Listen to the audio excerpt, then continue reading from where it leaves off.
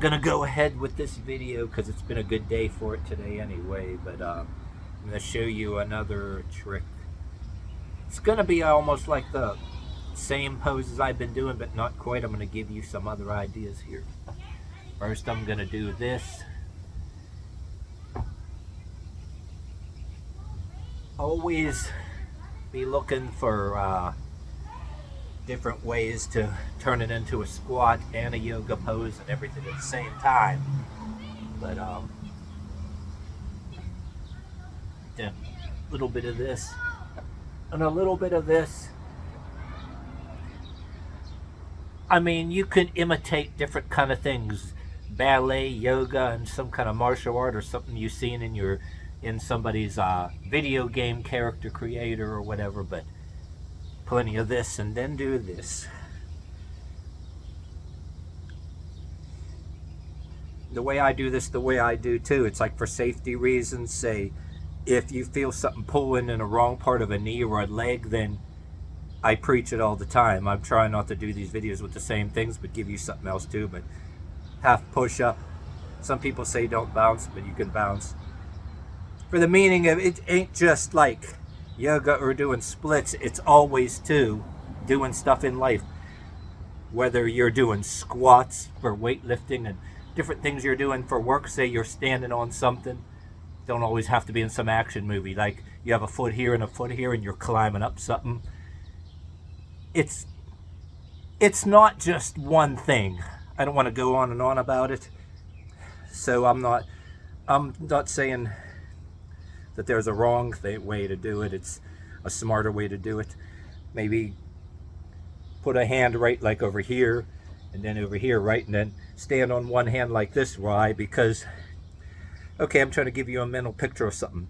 Even though I can't do this yet, there is people who can actually pivot from a side split into a front split.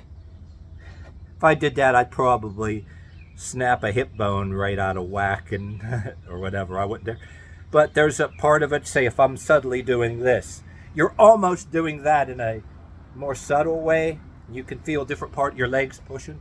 There's kind of a crisscross effect going on. One here, then one hand here.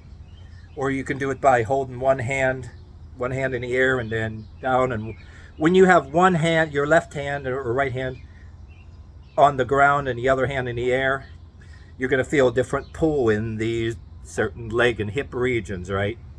Same way when you're doing like this or this. You can then hold this for maybe a while and then change it and hold this for a little while. Then do this a few seconds, 30 seconds or a minute this way. 30 seconds or a minute, right? And always emphasize on, I mean, what you're doing is a mixture of, you're imitating a mixture of, in my opinion, yoga poses, ballet poses, and some martial arts poses, whether you claim to know any martial art or not. That's, I think, imitate some kind of action hero thing. Some person or creature in a video game character creator or something. I would do a little bit more theoretic preaching, like do a skinwalker thing in a metaphorical sense. Like I said before, that if you want to create like some kind of your own personal thing similar to a Chinese zodiac, different, and it can sound like something out of a comic book, but if it works for you, do it. If you put it in a iconic sense,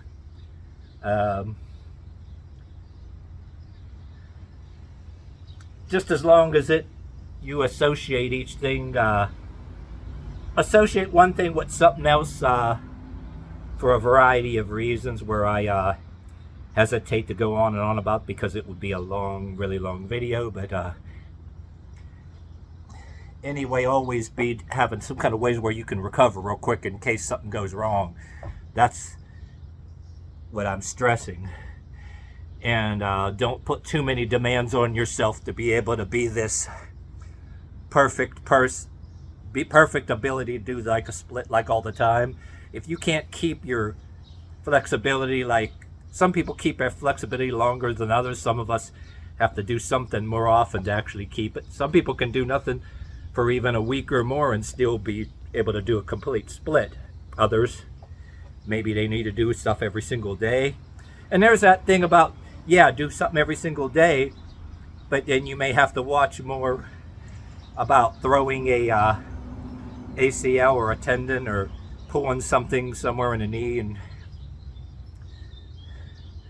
But my opinion, you should be able to do this and come out, be able to do a straddle like other people and come out of it, or push yourself up. You should have both abilities and have a contingency plan to back out of something if something goes wrong. You know what I mean?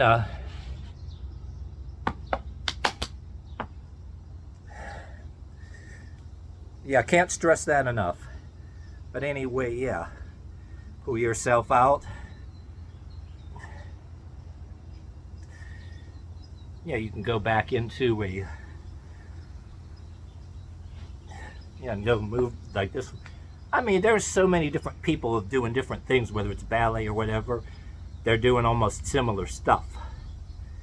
So, yeah, I mean, you should borrow from a little bit of everything. Don't claim to be some hotshot martial artist. You can imitate something that's like ballet without claiming to be ballet, and a little bit of yoga. And it depends on what you're doing in your life, you know what I mean, too. Tailor it to that.